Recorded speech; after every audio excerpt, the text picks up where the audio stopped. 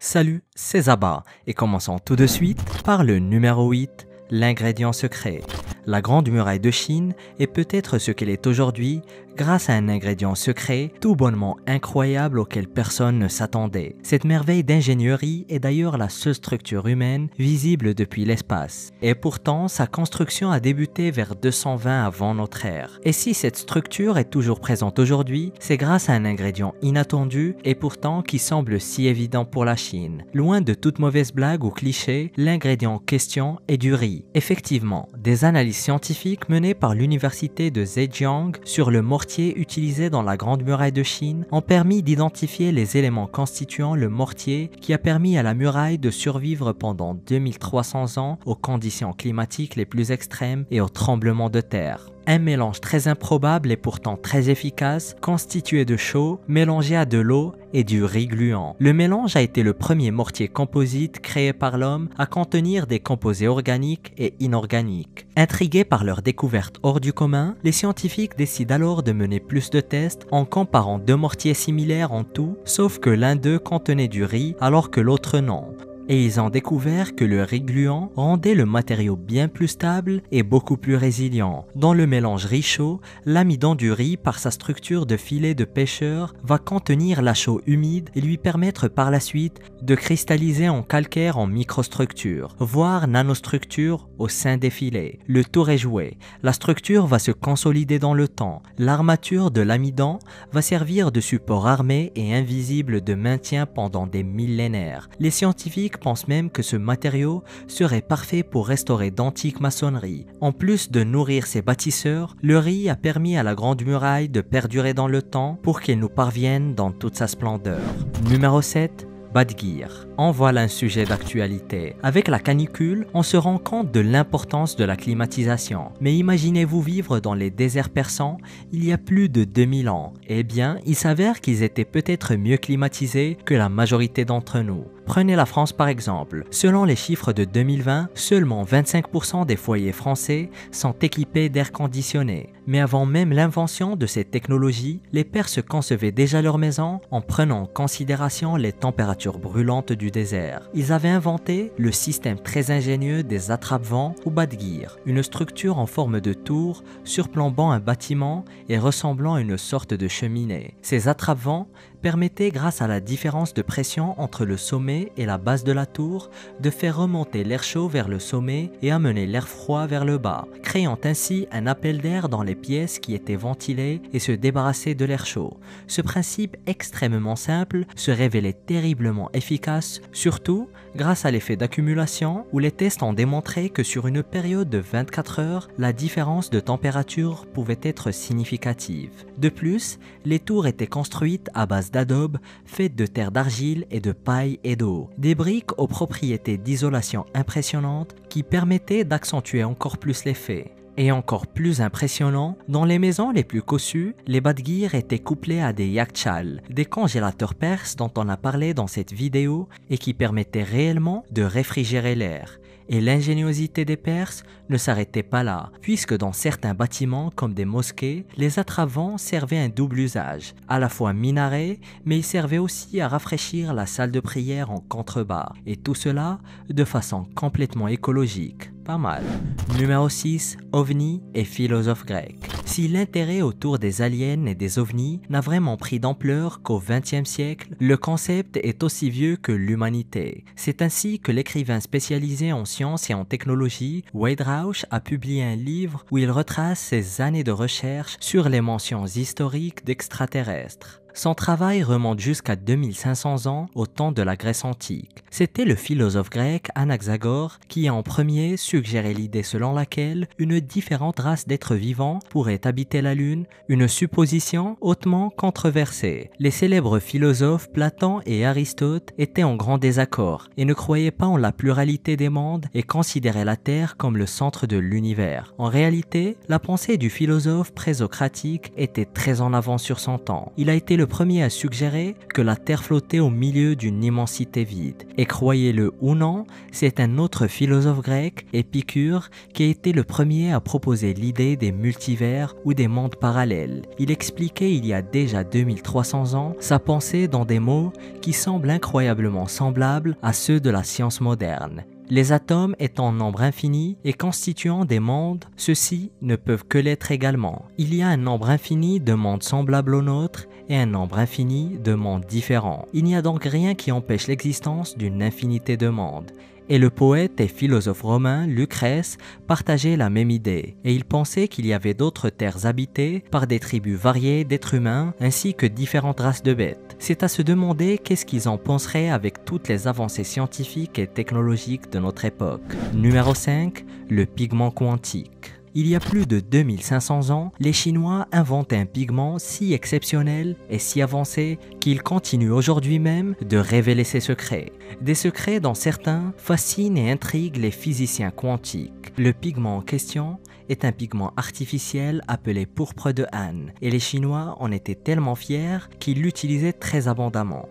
Et l'un des exemples les plus célèbres de son usage se trouve sur les soldats en terre cuite gardant la tombe du premier empereur de la dynastie Qin. On y a retrouvé les traces du pigment qui intriguent les archéologues depuis de longues années. Il s'agit du pourpre de Han qui, contrairement aux colorants analogues tirés de plantes et d'animaux pendant l'Antiquité, est d'origine purement synthétique et donc beaucoup plus résistant à la lumière. Il doit son nom à l'usage courant qui en était fait en Chine du temps de la dynastie Han. D'ailleurs, le processus de création de ce pigment hors du commun est tellement complexe et avancé qu'il n'a été redécouvert qu'en 1992. Avant cela, le savoir derrière sa fabrication était perdu pendant plus de 1800 ans. Le pourpre de Han s'obtient en chauffant à des températures très élevées, entre 850 et 1000 degrés Celsius, du sable en présence de cuivre et de barium, selon un processus étroitement lié à la technique de vernissage des céramiques. Ils avancent comme hypothèse que ce mode de fabrication a été découvert par les alchimistes taoïstes cherchant à reproduire du jade de synthèse à partir d'un verre. Mais ce n'est que le début des découvertes exceptionnelles avec ce pigment. Il s'est avéré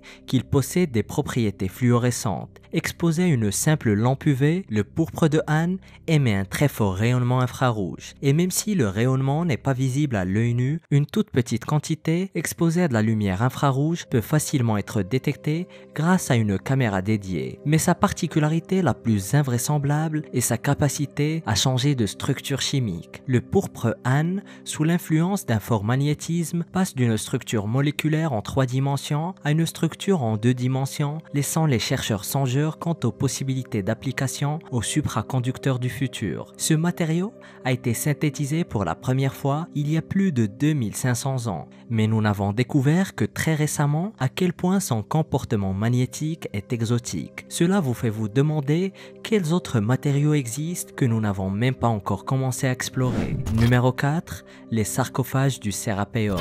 En 1850, Auguste Mariette a entamé un voyage en Égypte afin d'acquérir des manuscrits antiques coptes pour le compte du musée du Louvre. Mais au lieu de cela, il va utiliser les fonds pour fouiller à Saqqara, un lieu qui le fascine et sur lequel il a écrit « Il y avait là, presque à la portée de ma main, tout un monde de tombeaux, de stèles, d'inscriptions, de statues. » Que dire de plus? C'est là qu'il remarque la tête d'un sphinx dépassant du sable, un sphinx qui lui a rappelé la description faite par Strabon, une avenue menant au Sérapéon, bordée de plus de 140 sphinx. Le voyageur grec affirmait qu'il se trouvait à Memphis un temple de Sarapis dans un endroit tellement sablonneux que les vents y amoncellent des amas de sable sous lesquels nous vîmes des sphinx enterrés, les uns à moitié, les autres jusqu'à la tête. Ce qui allait suivre est exceptionnel. En plus de découvrir plusieurs sphinx, il découvre une avenue qui était cachée sous le sable et qui l'amenait tout droit à l'entrée d'une catacombe perdue, à l'intérieur de laquelle il va trouver plus de 24 sarcophages gigantesques et impressionnants.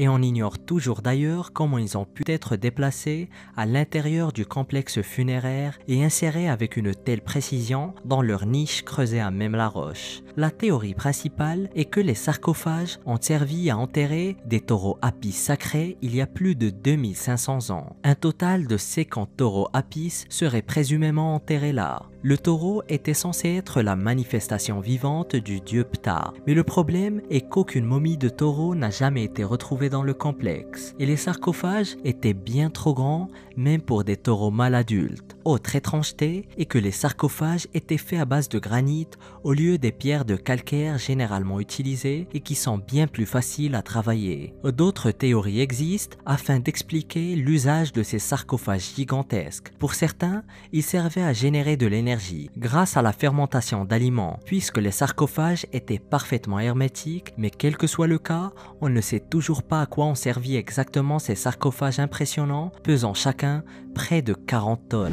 Numéro 3. Chirurgie de l'au-delà. Quand le musée égyptien rosicrucien à San José en Californie a fait l'acquisition d'un sarcophage provenant d'Égypte en 1971, il était loin de s'imaginer les merveilles, mais aussi et surtout les mystères qu'ils allaient y découvrir. Au début, ils ignoraient que le sarcophage contenait une momie, mais suite à des investigations, ils ont pu déterminer que cette momie n'était pas le propriétaire initial du sarcophage. Le sarcophage appartenait à un prêtre nommé Usermontu, dont la momie a été remplacée bien après sa mort. Néanmoins, l'occupant inconnu du sarcophage a hérité du nom Usermontu. Mais ce n'était que le début des découvertes hors du commun. Il s'avère qu'ils ont hérité d'un véritable mystère médical, et des analyses menées sur la momie ont permis de déterminer que c'était une personnalité de haut rang en Égypte durant le Nouvel Empire, entre le 16e et le 11e siècle avant notre ère. Mais ce sont des scanners au rayon X qui ont laissé les experts perplexes. Dans le genou gauche de la momie se trouvait une tige métallique de près de 22 cm, insérée avec une telle précision qu'elle aurait très bien pu être réalisée par un chirurgien moderne. D'ailleurs, la perfection de la procédure chirurgicale était tellement incroyable que les experts n'y ont pas cru, pensant un simple rajout fait durant le 20e ou le 19e siècle afin de réattacher la jambe de la momie. Mais une analyse plus approfondie a permis aussi de retrouver une sorte de résine organique antique, d'ailleurs très similaire au ciment osseux utilisé de nos jours. L'investigation a aussi permis de découvrir que l'opération a été menée après la mort du défunt, afin de lui offrir son intégrité physique dans l'au-delà. L'usage d'une tige biomécanique et la précision avec laquelle elle a été insérée est bien au-delà de tout ce que l'on pensait possible à l'époque. Numéro 2. Maquillage égyptien. Les Égyptiens ont non seulement bâti les pyramides les plus iconiques et les plus incroyables sur Terre, des nécropoles souterraines gigantesques et des statues impressionnantes, ils ont aussi perfectionné les soins cosmétiques et le maquillage. Une étude récente publiée dans The Journal of Scientific Reports avance que les techniques cosmétiques utilisées par les Égyptiens étaient bien plus avancées que ce que l'on peut penser. Les Égyptiens utilisaient du khol, un produit cosmétique porté traditionnellement dès le début de l'Empire égyptien par les premiers pharaons. Du maquillage noir pour les yeux n'était pas seulement porté pour des raisons esthétiques, mais aussi pour des fonctions religieuses, pour des soins thérapeutiques et pour des raisons d'hygiène. D'ailleurs, le khol était tellement populaire que son utilisation s'étendait de l'Afrique du Nord au sud de l'Asie en passant par le Moyen-Orient. Il servait à la fois de mascara pour les cils et eyeliner pour accentuer le regard. Et des chercheurs ont examiné au total 11 flacons de khol qui étaient gardés au musée Petrie d'archéologie égyptienne à Londres. Et ce qu'ils y ont découvert était impressionnant. Des traces de 8 nouveaux minéraux dont on ignorait la présence dans la recette du khol égyptien, parmi lesquels un ingrédient à base de silicium, mais aussi 6 nouveaux ingrédients organiques, comme des graisses d'origine animale ou bien des huiles végétales. Rajoutez cela aux différentes découvertes de véritables palettes de fards de différentes couleurs et nuances, mais aussi les parfums très élaborés qui contenaient plusieurs dizaines d'ingrédients et même les angles polis et colorés au henné. Tout autant de pratiques qui prouvent la coquetterie des Égyptiens, qu'ils soient hommes ou femmes et de toute classe d'ailleurs. Mais cela prouve surtout à quel quel point les Égyptiens étaient avancés dans les procédés chimiques de fabrication de cosmétiques, puisque les différents ingrédients retrouvés dans la composition du col visaient à lui conférer de nouvelles propriétés, comme par exemple la résistance à la transpiration ou encore la facilité d'application, voire même pour favoriser son transport et sa conservation. Numéro 1. Liber Linnaeus. Le Liber Linnaeus Zagrabiensis est un ancien texte très mystérieux, largement incompris et à l'histoire exceptionnelle. C'est le plus lent texte étrusque et le seul livre de l'un existant remontant au IIIe siècle avant Jésus-Christ. Et malheureusement, le texte s'obstine toujours à garder ses secrets, puisque la majeure partie du contenu reste incompris. Tout simplement parce que la langue étrusque n'est pas entièrement comprise. Mais en se basant sur le peu de mots connus, une vague idée du sujet a pu être déduite, et il semblerait qu'il soit un calendrier religieux qui souligne les dates les plus importantes pour les cérémonies religieuses de l'époque. Mais ce qu'il y a de plus fascinant sur ce texte est l'histoire de sa découverte. C'est en 1848 qu'un Croate achète un sarcophage à Alexandrie en Égypte comme souvenir de son périple. Surtout quand on sait que le sarcophage contenait la momie d'une femme. De retour à Zagreb, la momie est exposée au musée archéologique local. C'est là que les conservateurs du musée font la découverte exceptionnelle. C'est les pansements et les bandages en lin qui recouvraient la momie qui était entièrement recouvert d'une écriture dans une langue décrite à l'époque comme inconnue et jusqu'alors non déchiffrée. Mais le mystère de cette momie ne s'arrête pas là, puisque la langue étrusque était une langue parlée en Étrurie qui se trouve dans l'actuelle Italie, plus précisément dans la Toscane. Et encore plus mystérieux,